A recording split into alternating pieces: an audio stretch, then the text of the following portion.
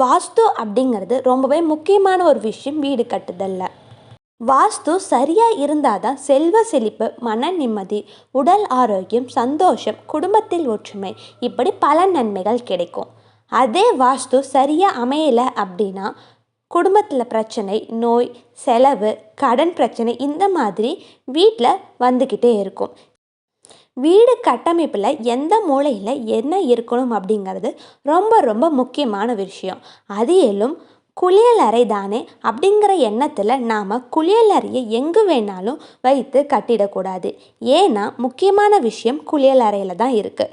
ஒரு குளியலறையை எந்த இடத்துல கட்டணும், எந்த இடத்துல கட்டக்கூடாது, குளியலறை தவறான இடத்துல இருந்துச்சு அப்படின்னா குடும்பத்தில் பிரச்சனை வர்றதுக்கு அதிகமான வாய்ப்புகள் இருக்குது.